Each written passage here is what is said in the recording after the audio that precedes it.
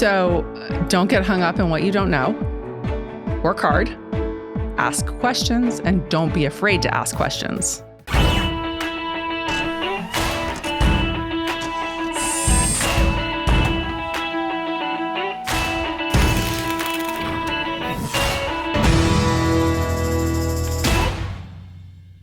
Just a quick reminder for you to like, subscribe, and rate this podcast so we can get your feedback and know how to make it better. Hey, it's Ari. Welcome to another episode of the Made in America podcast. I am really excited to introduce Marietta Lee, President and CEO of the Lee Company, who's back for her second time in 4 years. Marietta, thanks so much for coming on today. Thanks for having me back. Second time. I can't believe I was driving here today thinking it was 2 years ago.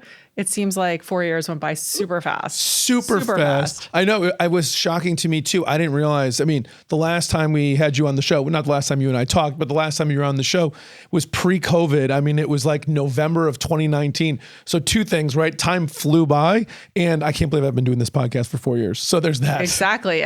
And did we know when we were sitting here 4 years ago, like what was on the horizon? No. I can't even believe. No idea at all. And I know pre-show, I took all the credit for you rising to the level of CEO. Your exposure on the first episode of the podcast sprungboard your career. Absolutely. I can't imagine what's going to happen after this appearance. Governor of Connecticut. Well, listen, Marietta, I think we got so much to cover, and it's been a long time since you've been here. So before we sort of get into, your career at Lee and how we've gone to president and CEO, we've got a lot of stuff to talk about: women in manufacturing, the war on talent and growing the company, the stuff that Lee Company is doing to celebrate and their employees, and all kinds of stuff, where the company is going, where you're going to take it and all that. But before we get to all that, let's start with kind of our same two questions.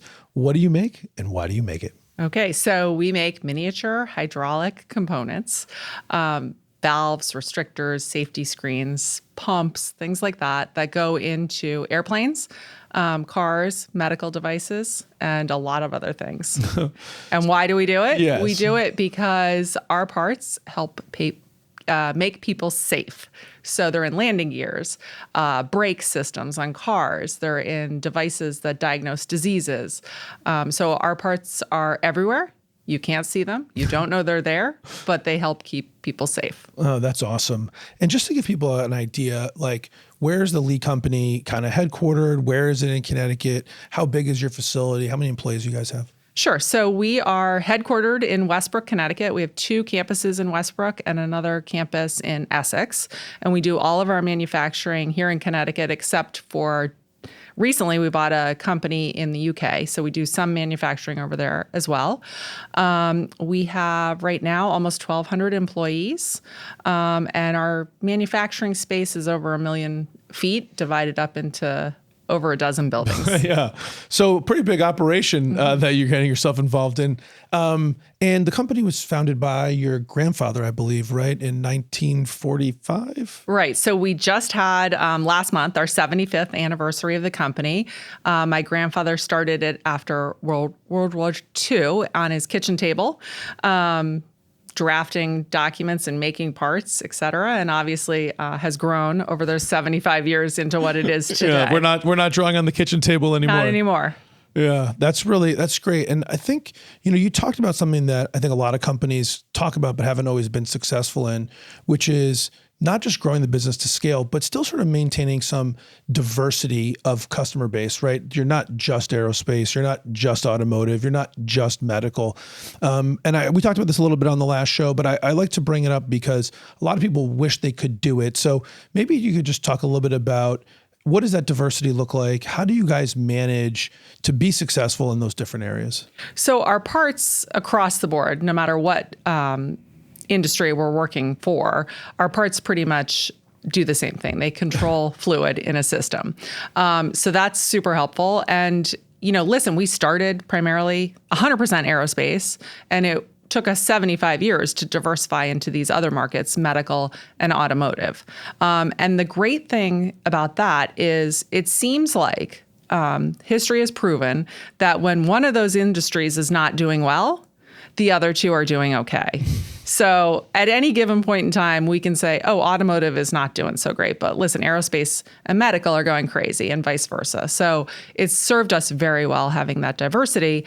And because of that diversity, we have many, many customers, and no one customer holds all of our business, which is a problem for a lot of manufacturers. So we're very lucky that I think our biggest customer is less than 5% of our business. So that customer can go under, and we're it's not great, but we're going to be okay. That's really interesting. I don't know that a lot of people outside of sort of leaders in manufacturing know that in many cases, a lot of manufacturers have, 2 or 3 really big customers that represent a huge percentage of their business, but you guys have managed to kind of avoid that altogether. Yeah. I mean, there's pros and cons. If you only have 2 or 3 customers, you only have 2 or 3 customers to deal with, which is super helpful. But yeah, for us, it's been beneficial because, we see manufacturers that maybe they only sell to Ford, and Ford tells them to jump, and they have to say how high, and our customers tell us to jump, and we jump, but we don't have to. Yeah. We just actually did an episode of a company, Pro Mold Plastics, that just also had a real challenge where they kind of had a company that initially was only 5% or 10% of revenue, but over years grew to be like 80% of revenue. And then that company had a problem, and we had a whole show about how they had to pivot. And so, talking about that, how do you are you able to move staff? Like, because one of the challenges people run into is somebody who's really good at medical devices doesn't understand the processing, say for aerospace, and vice versa. Are you able to move people and machines between, or what do you do? We are. So our divisions are different, but they're not that different. And we used to not be so good at moving people around, but certainly COVID taught us the importance of being able to do that, not only because certain industries were suffering, but also there were employees that were out, employees that were too scared to come to work, and we had to fill in their positions. And also we had a big project with a ventilator company that needed ventilators, and they needed a lot. And we had to move people into that division to help make those parts. We turned that operation into a 3-shift operation. So we've gotten much better at moving people around and cross-training people. And I think our employees are now more receptive to, hey, we know you've been working in this division for 30 years and you know your job, but guess what? Like, we need you to move across town to this other division and do something similar, but very different with all different people. And that's scary. Very. But it's becoming more normal for us. How have you been able, how were you able to make that change? Was it just sort of doing it? Did you create some type of a training program? Like, if someone wanted to say, oh, that's a really interesting concept, Marietta, we would like to kind of replicate that. What were the steps you took to make that happen? So we always sort of did that. And then COVID happened, and it just it forced our hand to have to move people around, especially with this ventilator job. We had to turn a 1-shift, very small operation into a 3-shift big operation, and people were transplanted and learned new skills. But to your point, we also started during COVID Lee University, which is not really for transferring employees between divisions, but really for being able to move employees into higher level positions. So there's many, we started a little school, and there's many different programs that an employee can go through. So one would be somebody who has no manufacturing experience. Maybe they were a cashier at the supermarket, and we interview them. We think they're a good person. We think we can train them. They come in, they go through a small training program, basics of manufacturing. There's other programs where someone maybe is assembling parts, and we see they have a mechanical aptitude, and we say, maybe you want to train to be an inspector. So there's a program for assemblers to become inspectors. There's a program for assemblers to become machinists, which most manufacturers know. They're very hard to find trained machinists these days in this state. And then other programs for machinists who want to do more to become tool makers. And so we started with just a couple people in these programs and tried them out. And now there's a wait list to get into the programs. So it's great. And they're employed by us. They work their regular job a couple days. They go to this training school a couple days. We pay them while they're getting trained, and it's kind of a win-win. Yeah. So you've really taken this thing to be a real program. Who's doing the teaching at Lee University? That's a great question. So some are existing employees, and some are high-level employees who have retired, and we contract with them to come back. So they know how we do things. And we certainly want to train people how we do things, not not necessarily how they might learn it in a trade school, but like exactly how we do it. And so we have retirees that are back training. We actually recently named someone the head of this training program. So it used to be somebody's sort of side hustle. Yeah, like the gentleman that started it was having a hard time finding employees. And he's like, can I start this? And so he managed that for a long time. And we said, hold on, now this is huge and it can be so much more. So we took an employee that had been working in the program, made him the head of the program. So that's it's like really full taken time. off. So someone's full-time job is running Lee University. Yes. And how do you sort of manage it? You said there's a wait list, so you obviously you have some type of capacity governing on it, right? Because you need to produce parts. Yes. So how do you guys think about that aspect of it? Of like, how do you manage how big it can be? How many people can sign up? Like, how does that work? Yeah. Well, so we're working through that. But really, we only offer certain classes at certain times of the year. So people may wait, that class was full. Now I've got to wait 6 months till the next class starts. And then it has a lot to do with, the supervisor of that employee has to be bought into this and has to say, okay, I understand the long-term benefits of sending this employee through this program. I'm going to suffer in the short term because they're not going to be here 2 days a week. But I understand in 6 months, this is going to be way better for me. So the supervisors are buying into it. The employees are buying into it. And, it's become hugely popular. That's awesome. And I love that it was sort of a bottoms up invention, right? It wasn't something that, executive leadership sat in the boardroom and was like, let's design this giant program to da-da-da-da-da.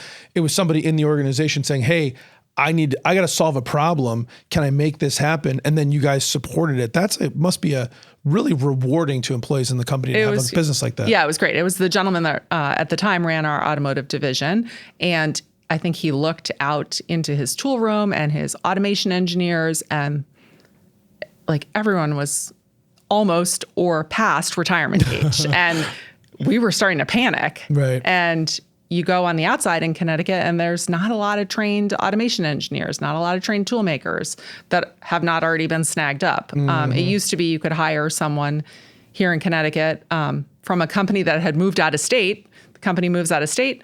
There's all these trained tool makers and people, and you hire them right up, and that well has sort of dried up. So we realized that we were really going to have to start grooming our own, which we did, right? But it was never official. Super formalized. And actually, in this case, the sort of the benefits you touched on earlier, yes, you got to, in this case, you need to invest a little more to have your own training program. But the upside of that is, well, it's probably a few upsides, but one of them is the people that come out of that program don't just have tool making or automation experience. They have Lee Company automation experience, Lee Company tool making experience, which means once they're done with that, they can hit the ground running, as opposed to someone from the outside who maybe has experience doing it someone else's way. So you sort of have to, I don't want to, like untrain to retrain, right? Yeah, reprogram. Reprogram, yeah, exactly. Human reprogramming. Yeah. So actually, it's probably been a really big boon, not to mention the fact that when people in the organization look around and see that you're investing in them to grow, it must help with kind of employee morale and retention too, I would think. Yeah, I think so. I mean, I think knowing that you can get in one of these programs and come out and have a better job, or maybe doing more of what you want to be doing, is really great. Yeah. It's really great. So it reminds me of one of the things we talked about 4 years ago that I sort of wanted to bring back. And we had talked about the war for talent. This is pre-COVID, November of 2019, as we talked about. And just the idea, things we had talked about were how hard it was to find, people to grow, and also retention being a huge part of that, right? Like one way to reduce the pressure on recruiting is to keep the good people that we have and upskill. We just talked about that. So I'm just curious, here we are almost 4 years later. How's that war for talent going? Easier, harder?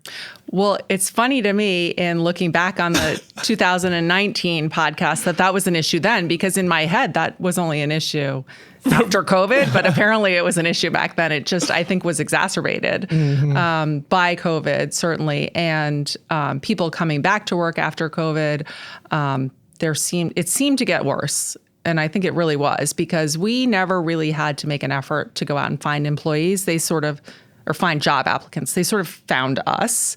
And we got to a point about a year ago where we had all these job openings, and people were not walking in the door. And so we really had to go out and look for people.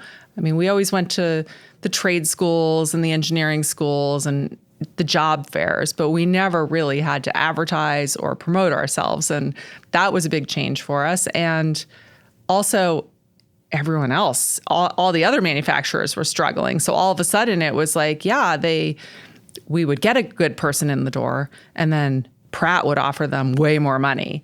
And so we were all competing with each other for the same pool of talent, which was a little different too. Mm-hmm. Yeah. And we never really had that much of a problem with retention pre-COVID. I mean, we would give service awards to people that had been there 45 years, 50 years. That was not unusual. People hardly ever left for another company. But then when the war on talent started and the bidding wars started between the manufacturing companies, we were starting to see people leave, and we were shocked. We'd never had that before. Like, what do you mean they're leaving us? Like, nobody ever leaves. And so we sort of had to change our mentality. Yeah, well, I mean, listen, obviously you probably still in your world look up at the Pratts and the Northrop Grummans or Sikorskys or whatever as like the people, the elephants in the room or whatever. But most manufacturers look at the Lee company as an elephant in the room too. And it's funny that you mentioned you didn't have to do as much to compete. But what I've been seeing is a lot of the other manufacturers also started to really like up their game and started to go to some of the engineering schools. Small manufacturers didn't used to do that. And so now all of a sudden your pool's being siphoned up. So it sounds like it hit and you guys had to sort of change your approach. Yeah, it's a little tricky. And I will see some of the resumes that come through, and I know a lot of manufacturers in Connecticut, and sometimes they're from one of my friends' companies. I'm like, well, what do I do now? Am I allowed to hire this person? Is this going to create a problem? Do I need to alert them that their employee's looking for a job? I never saw that before. Yeah, it's been interesting. So what are some of the things you guys are doing? Because you, as I went back and listened to our last show, and you just referenced it, you were already doing a lot of the things that many manufacturers had to start doing, getting more connected with the trade schools, getting more connected with the colleges and universities and engineering schools, being really active at job fairs, like kind of going out there. You guys were already doing all of that, and now other people are doing it. So what have you pivoted to when you guys looked at, okay, we got to change? What are you doing now? Yeah, so anyone that listens to WPLR has heard our ads on the radio. Like 10 years ago, that was a foreign concept to us, advertising for employees. And so a little more advertising. We did a program about 6 months ago that had the benefit of bringing more people in. So we eliminated our employee contribution to the health plan. So our employees pay nothing every month for a very good health plan. And we did that because we felt it was really important to look out for our employees. Our employees are what made our company what it is today. And we're very generous with our employees. And so we were so happy to be able to do that. And luckily, it got some press. And all of a sudden, people that had never heard of us before, that were right in our backyard, came in looking for a job. So that was super effective in helping us get some employees as well. Unexpected consequence, but very fortunate given the timing. I bet, because that's also, I mean, it's a really impressive kind of move. I mean, when you talk to people in the marketplace, health insurance costs just seem to go up every single year. So not only is it an issue across the board, but it's something that sort of eats employees' sort of earning growth, right? Because some of it seems to go away to that. And to just step up and say, hey, we're just going to take care of that. So that's just off the plate for you.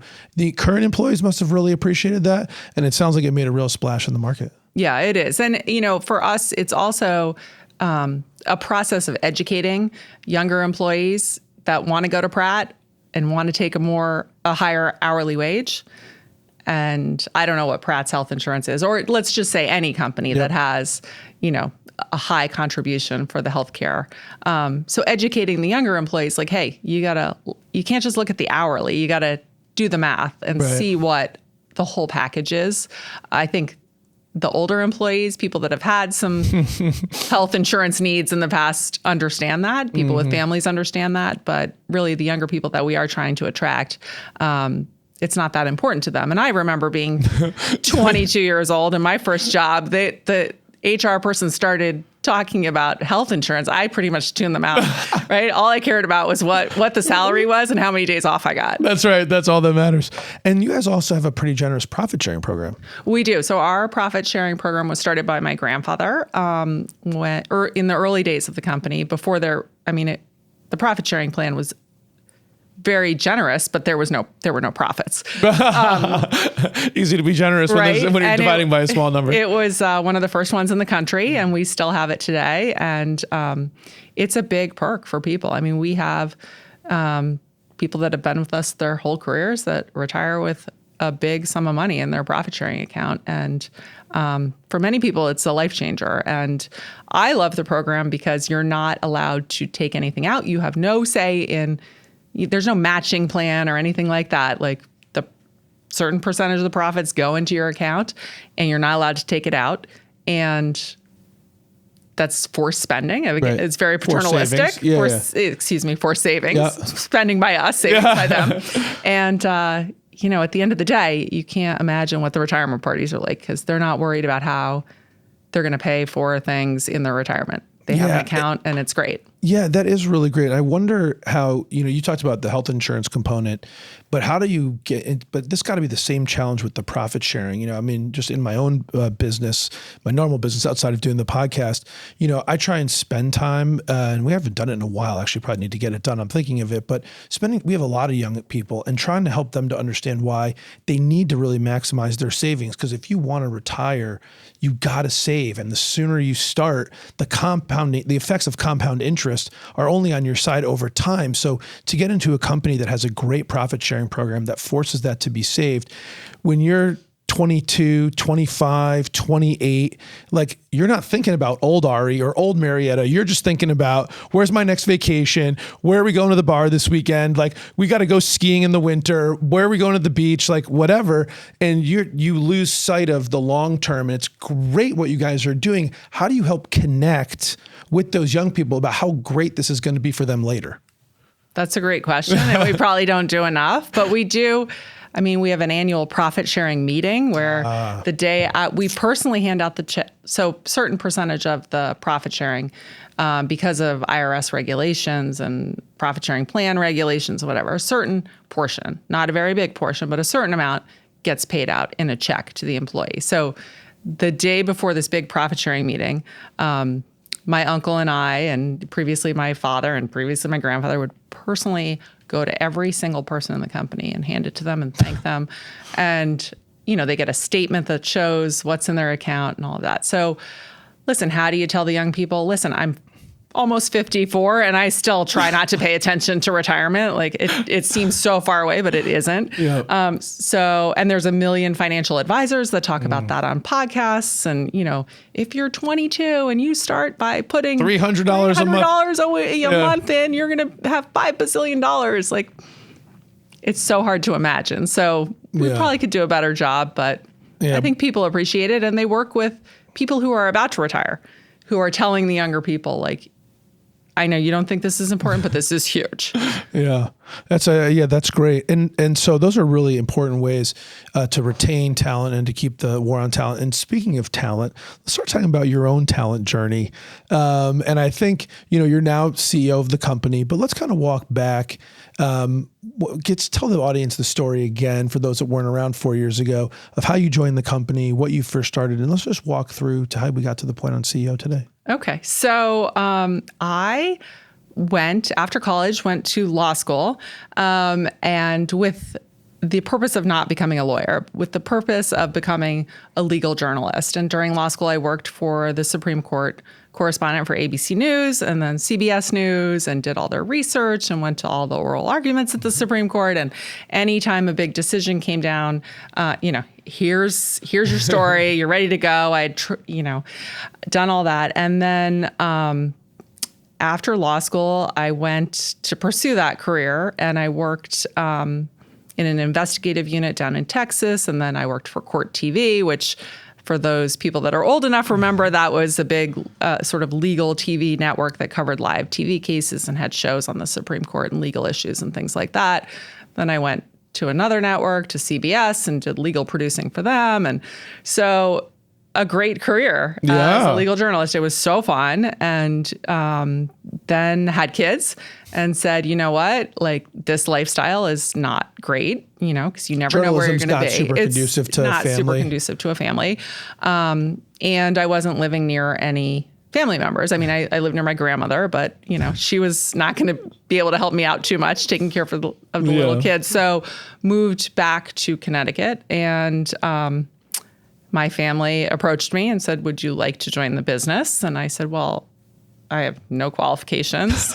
And my dad said, you know what, if you can produce a TV show, I feel like maybe you could work in facilities. I said, okay, I'm not sure I see that connection, but maybe, you know, I can get it done. I can get stuff done. I'm sure you can get it done, yeah. I might not know everything, but I can get it done. And it took a little convincing, and I ultimately decided to go join the business. And that's, you know, 20 plus years ago. Yeah, 22, 22, I think. Yeah, I try not to count again. Yeah, it's better to keep that in the rearview mirror. So you started in facilities. Yeah. And let's just start off. Why did you never consider, I mean, clearly the business was a generational thing, even when you were young, right? You saw that. Why did you never consider it as something that you would want to do? Like, why was it not on your radar? So that's a question that I get asked a lot, and I'm not sure I entirely know the answer to that. First of all, it was manufacturing, which didn't seem that exciting, honestly. Like, I didn't really know what manufacturing entailed, but it entailed, I don't know, you didn't get dressed up for work. You were, you know, Right. It didn't. And I had worked in the factory a little bit on breaks and things like that. And I thought, this doesn't really feel like where I belong. After I've thought about this, after being asked this a million times, there was no other female in our family that worked there. It just didn't seem like it was the right. Girls went to work there. Yeah. And it took me a long time to realize that maybe that was part of it, but I'm not entirely sure that was part of my thought process at the time. Yeah. Sometimes you just don't know why, but it just didn't feel the right. But when you first came back, so obviously you said it took some convincing. When you first walked in to take, I think you were like assistant. I was the assistant facilities manager, which sounds really great, but that's basically being like the assistant to the head janitor. That's right. Exactly. Right. Exactly. So yeah. Yeah. And so when you first, so you're kind of coming in, you get convinced to do it. You never had felt it before. You're coming into a job you don't really know in a position that's like to your point, the assistant to the head janitor. So did you love it on day one? Like, did you walk in and go, there were a lot of days where I was like, what have I done? And before I started, my dad said to me, just to be clear, after I accepted the job, not before I accepted the job, but after, he says, just to be clear, you know, you can't leave. And I was like, what do you mean? He's like, well, it's not really like the mafia, but if you leave, the employees in the family will always wonder what happened. And it will always be an issue for the company and for the family. I wish he had told me that before. And I see his point now. Like it would raise so many questions. So, the first year was a little rocky. I mean, first of all, I moved into Connecticut, which was a far cry from Washington, D.C., where I had been living. Yeah. You know, all the restaurants close at 8. Right. It snows all the time. I mean, it was a completely different lifestyle than I had been living. Right. Plus, it's a family business, and I don't know that I was adequately prepared for the microscope that I was going to be under as a family member. By the other family members, by the employees, both? Well, I'm sure by the other family members, but that didn't bother me. It was the employees that might have felt that, who is this punk? Yeah. Who is this that's coming in? I've been working here for journalist is 40 years. We got this journalist now, like, you know, running facilities or whatever. So... Right. Also probably not an area that was overrun with women either. Oh, none. No. Yeah. So I don't know that I was in the right headspace to understand. I mean, I think. Plus, you're also a new mom.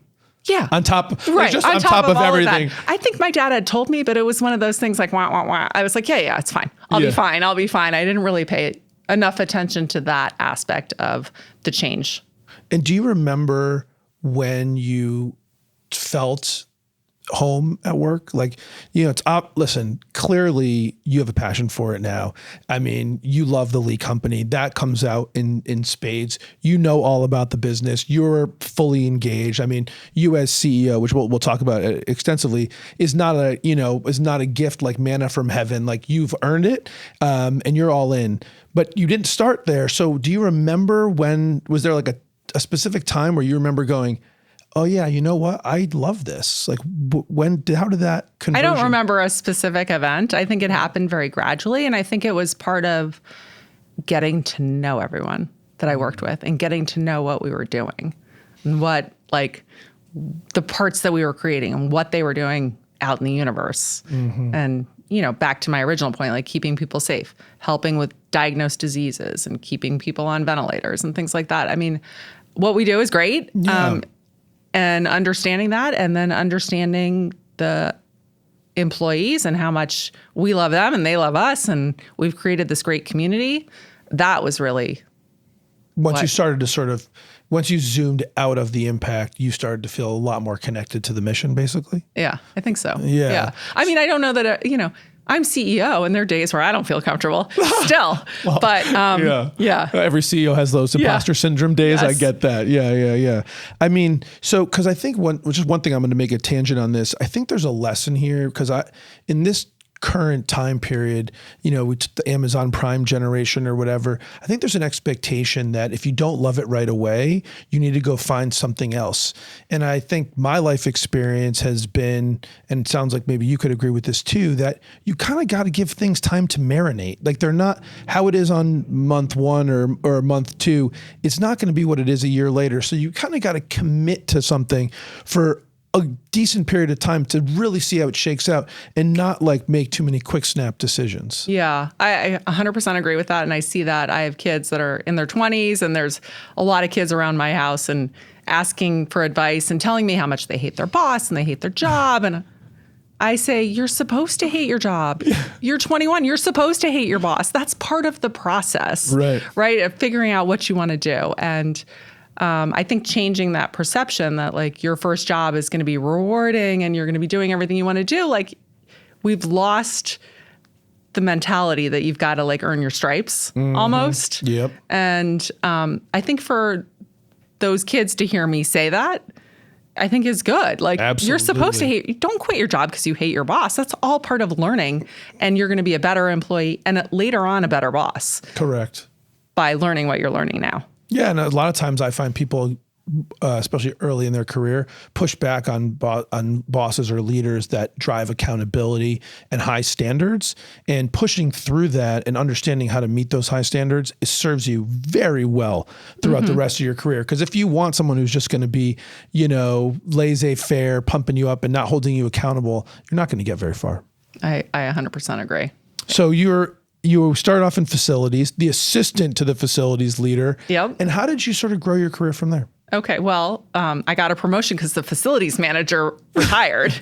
So then I became facilities manager, which actually turned out to be a great job. We were building a lot of buildings, and so I was managing those projects. And then obviously just keeping the machines running and making sure things were getting fixed and everything was running as it should. So that was a good way to meet a lot of people across the business, get exposed to all the different product lines and such, because I was in different buildings all the time, and every building, everybody has different problems. So I got a lot of exposure through that. And then I actually went back to school at night at the University of New Haven and got a master's degree in engineering management.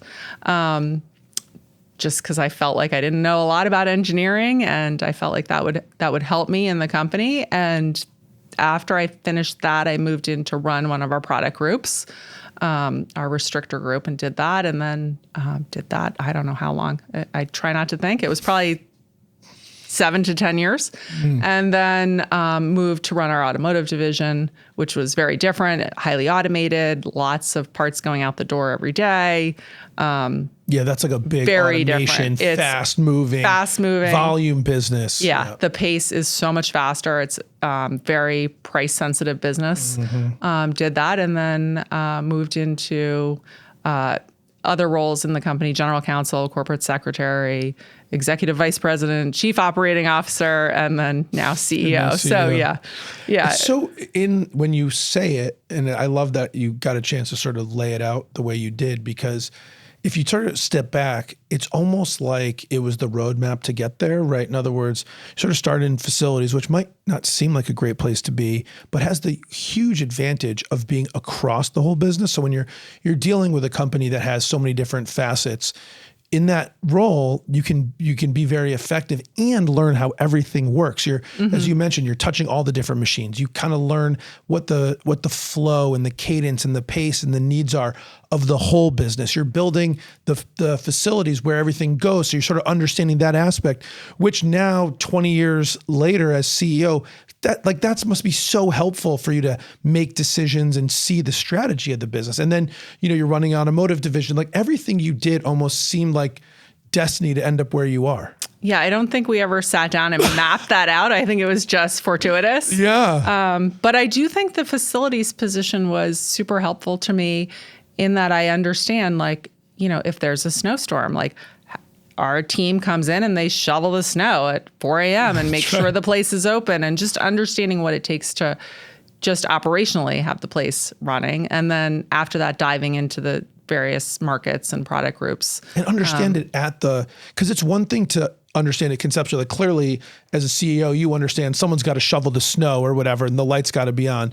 But I think to be so close to the person who's got to wake up at 4 a.m, so you understand how it happens from that facility, from my perspective, a really huge asset for where you are today. Yeah, I don't think I fully understood it at the time, but I don't think I understood it till you said it, actually. But yeah, it was super helpful. Yeah, yes. all the stuff. So you're the fourth CEO for the business, third generation. So just sort of walk us through, the transition's obviously been working from your grandfather to your father to your uncle, and now to you. So, what has the company learned in those transitions to make them so successful? So I personally feel that a transition in a family business from a family member to another family member is so much easier than any transition in a non-family business. Really? Because I wouldn't have guessed that. We hold a lot of the same values as family members. So especially when my grandfather transitioned it to his eldest son, my father, he raised my father. They had the same values. They had dinner for many, many years at the same dinner table. And then when my father transitioned it to my uncle Bill, again, they're siblings. They grew up in the same household, share the same values. And then to me, my uncle and I didn't grow up in the same household, but we were cut from the same cloth. Yeah. And we've had the opportunity to work together for 20 plus years. And so we understand how we want the business to run. In a lot of companies, the old CEO's out and they walk him out the door and the new guy's in, and the new guy doesn't even know where the bathroom is. Right. And that certainly was not the case here. Yeah. So I think it's a little easier. Do you? So, but there's, you say that, but then there's yes, right. You get the cut from the same cloth, and, you guys have conquered one of the challenges, because sometimes in family businesses, the challenge is the leader, the father, let's say, or the founder doesn't share a lot of information with their kids. Maybe he's a little bit disconnected. So maybe they're not talking about it enough at dinner. So there's a little bit of a gap. Sometimes the founder struggles to release control, and you can't really move forward with the new leader if the old leader doesn't really walk away. Not fully, but has to, but you guys have navigated all of that. We have. And I think it's because we share the common goal of making sure this business lasts through the generations, that my grandkids work there and my great-grandkids work there. Mm-hmm. And now there's a whole field of study on family businesses. And so we have, we go to conferences, we hear the horror stories, and we're very aware of the pitfalls of what could happen and what has happened in other families. And so we try our hardest not to fall into any of those traps, but certainly there are circumstances where, again, the founder holds tight and can't let go. But I think it's because we share the common And do you wisdom. openly discuss that? Like, is that, I mean, I'm sure Bill didn't come to you one day and be like, hey, I'm ready to leave Marietta. Next week you're in place. Like, there must have been some conversations. I don't know if it's an interview process per se, but like, how did that work? There were a lot of behind door conversations over many years. Over many years. Sure. Mm-hmm. Yeah. And, like, that's going to have to happen starting soon, talking about, when I retire in 10 or 15 years, like, what is that going to look like? And are you thinking that far ahead? Like, I am not. Okay. But you're bringing all this up and you're forcing me to. I mean, I just started as CEO. I was going to say, you're not even a month in, barely. I'm 15 years out, right? Yeah, and that happens. You know how it is. That comes fast, and you got to start thinking and planning. And we would very much like to see the company continue to be owned by the family and run by the family, and that gets increasingly harder as the company grows and the family grows and interests diverge. Sure, and the job itself is a lot bigger. So the job is a lot bigger, and so that. Yeah, you've got to be qualified. Yeah, for sure. So when did you know that you were going to be CEO? Listen, you don't know till you know, Okay. because the board has to vote, Right. and they have to, When did you and Bill start talking about it? I think that conversation started many, many years ago. In my memory, it did. Okay. On a very, cloak and dagger basis, and theoretical. not really talking about it, but like, would you, could you, type of thing. Right. Never committing to anything, because again, it wasn't his decision. It was Right. the board of directors' decision. But grooming a little bit and sort of having those open dialogues I mean, I'm making this all up, so maybe it's not true, but I sort of envision this sort of, maybe test the waters a little bit. Marietta, would you be interested? He's maybe evaluating, do you have the right temperament and approach? Then he feels like you do. And so then you start talking about decisions he's making to learn. Is that kind of how it went? Kind of in my head, that's how it went. But again, they were very, we never really talked about it until he was ready to set a date and I was ready to say, okay, let's go. How long before it happened was that? That's probably been about a year that we were ready to go. But, well before that, I was saying, what else should I be doing to get ready? You asked. What else, what other positions should I take on so that I know what I need to know if the time comes? What other education should I get? So those things were happening, and I wanted it to happen. So I was more than happy to take on other jobs and do what I needed to do. So I'm glad. I was trying to see if that happened, because I think that's an important component, right? That in order to get a role, whether it's CEO or a director or any new role, you got to show interest. You can't wait for someone to pull you in. You've got to ask the questions, what do I need to do to get to that role? Sounds like that's exactly what you were doing. I mean, it would be great if, everybody got spoon-fed. Here's how you get from here to there, and here's your plan, and this is what you need to do. But, I always felt that it was upon me to take the initiative and do what I needed to do to make myself an attractive candidate. Yeah, no, I love that. And it was just, I think that's just one of those other lessons that I hope young people that are like listening would take on too, right? Fight through that first job, enjoy bosses or leaders that drive accountability, and realize you have to ask and show willingness to get a promotion and get a career. You shouldn't be sitting around going, no one's offering me this, right? You've got to take the initiative. So clearly that's worked for you. Did you have concerns? Manufacturing is not heavily women leaders. And I wonder your views on that. I mean, is it something you thought about?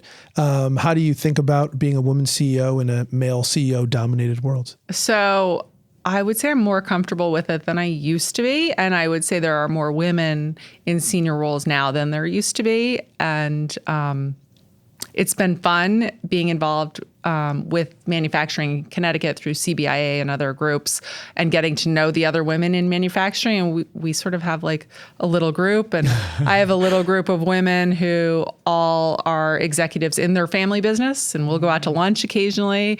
And we always go in with some topic that we're going to discuss, workforce development. And we get so sidetracked talking about other things, but it's good to have that support system and get to know other women in manufacturing, because probably when I first started, and listen, I had come from another state, I was new in manufacturing, like I really didn't know any other females in senior level positions in manufacturing companies. And it's been really great getting to know some of the women throughout Connecticut that are involved, and they're terrific women. And I think women are great at manufacturing. I mean, not to stereotype, but we're very good at multitasking and getting things done. And it's such a great industry for women. And they're an untapped resource for us. Yeah, actually, I was going to ask you about that, maybe pivoting off yours specifically, but I think this is a really good thing, which is, just a lot of the workforce growth and participation is women. And if manufacturers aren't tapping into that, we're really missing out.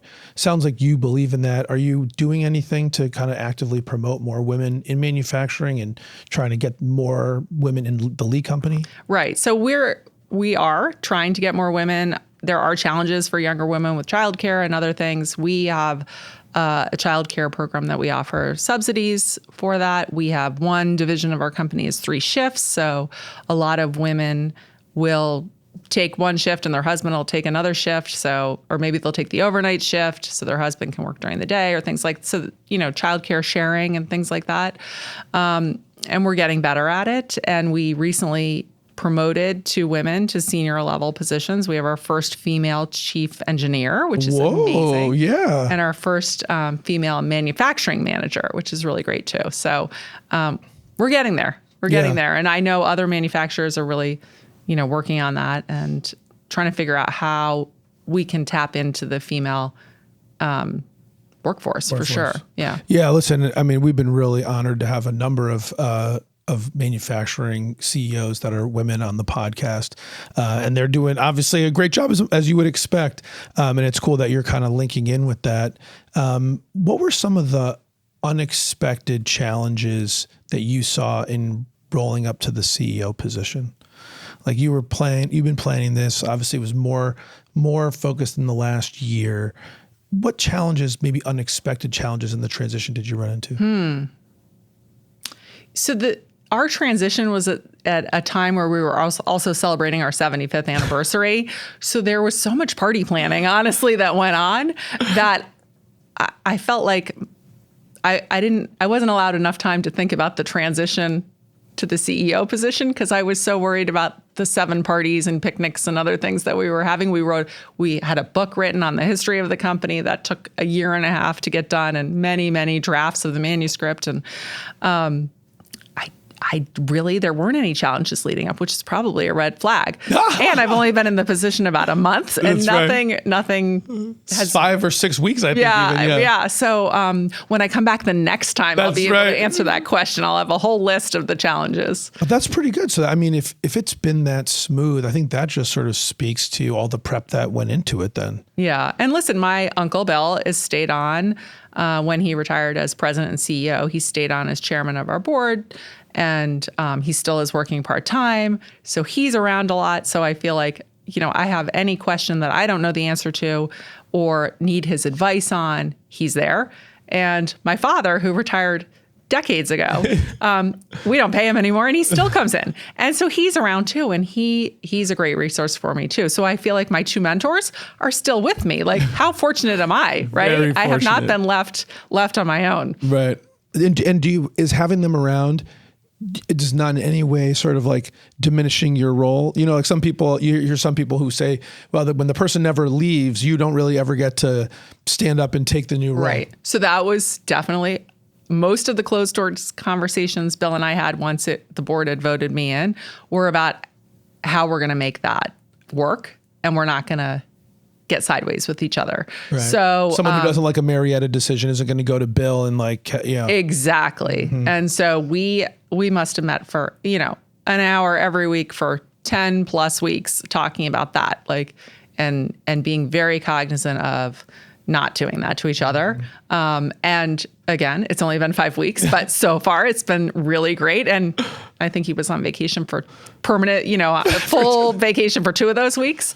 But we haven't run into that yet. And I think, we had spreadsheets of whose duties are whose, what exactly he's going to do, what exactly I'm going to do. And maybe we a little bit of overthinking going on, but I think it's paying off. Yeah, that's usually the case, right? If you overplan, not too much, but enough, usually get there.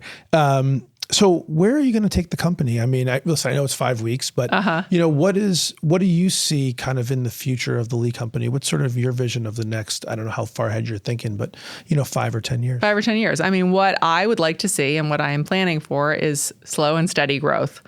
And we recently acquired a company in the UK. They make pumps, miniature pumps that complement our existing product lines very well. I think that's going to be a big success for us because our sales team can go out and sell the pump and all the various hydraulic components to go with it in the system. And that's seeming like that's going to be really great. And our markets are changing. Automotive is being electrified. There's less hydraulics in electric cars, obviously. So that's going to be a challenge for us, but there are still lots. That wasn't obvious to me, by the way, because in brakes and stuff, you still need the hydraulic fluid in the brakes, but you're just saying the other stuff. The other stuff. I mean, you don't have gasoline, but you still have oil, right? No, there's electric brakes. But there's new hydraulic systems in electric cars because the batteries are so heavy that the suspension system has to be way more robust. So our parts are in the suspension systems. The batteries get really hot, so our parts are in cooling systems. So that market is changing and probably shrinking a little bit. Medical is changing in that that marketplace is a great market to be in, and machines are way more sophisticated than they used to be, and competition is cropping up everywhere. So that's becoming a much more price-sensitive business. And, we may lose a job. We have a better part, but our part's more expensive. And the less expensive, not so great part wins the job. And then, aerospace continues to go very well. One market that I'm really excited about is space. Obviously, space is going crazy. There's all these private space companies cropping out. Elon Musk is talking about colonizing Mars.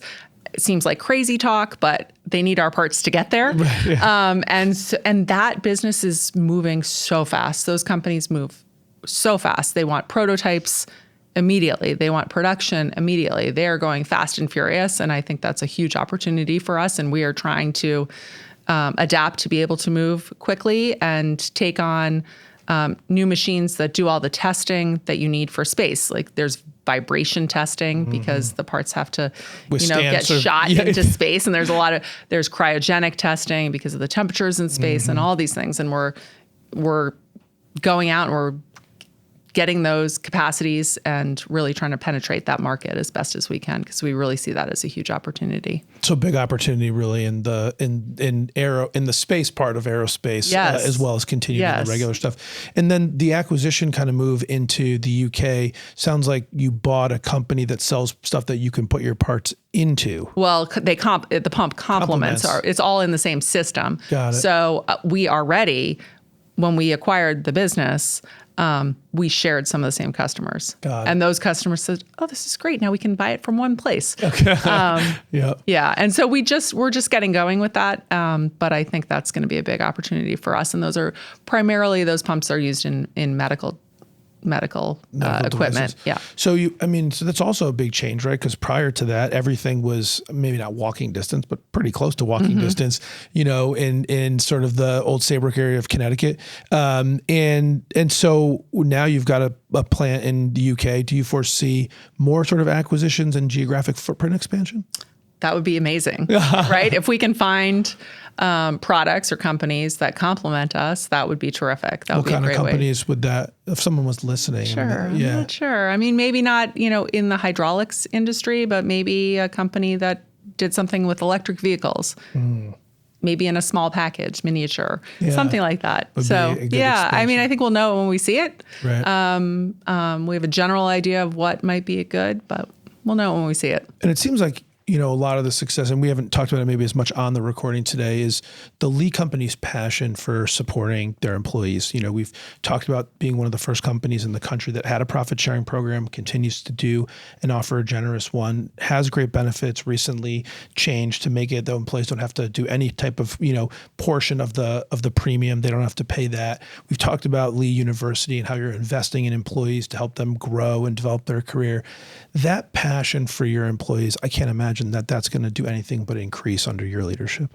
I hope so. I mean, we're getting to be, medium to big size company, and we want to run it like we're a family business. Like if I could know everybody's name in the company and the name of their kids, that would make me so happy.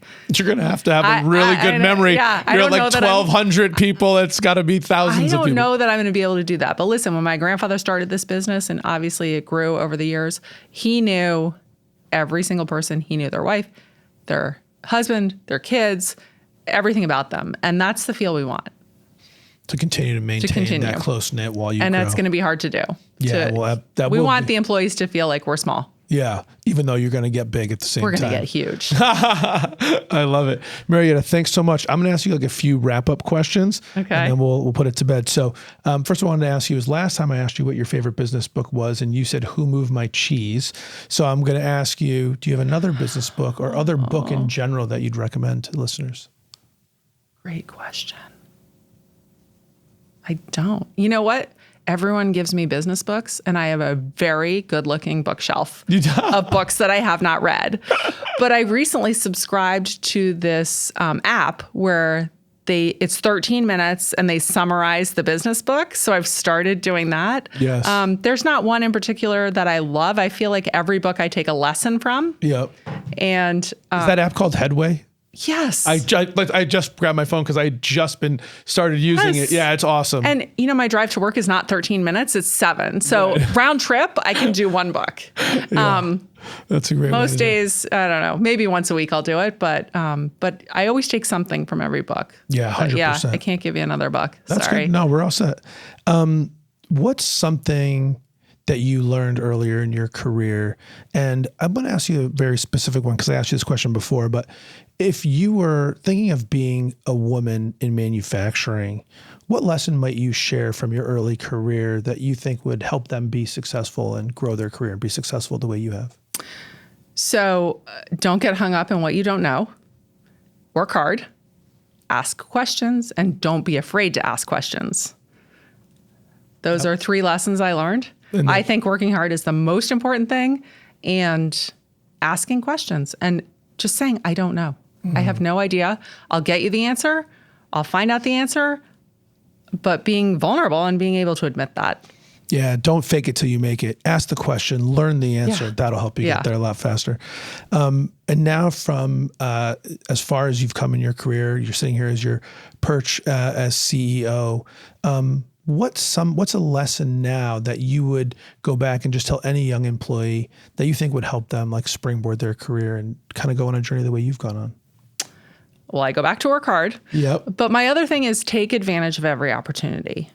If you have the opportunity to get more education, do that. If you have the opportunity to take on another task in the business that you're like, not really my thing, do it anyway, because you're going to learn something from whatever you do.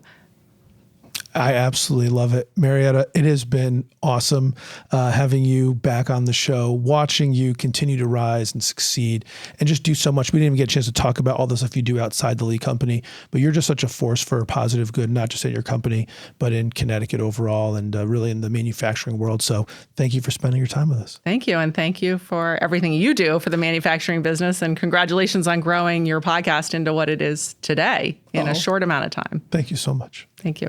Made in America with Ari Santiago is brought to you by Compass MSP. Thanks for listening and spending some time with me today. My goal is to help build a strong manufacturing community, and it would be impossible to do without all of you.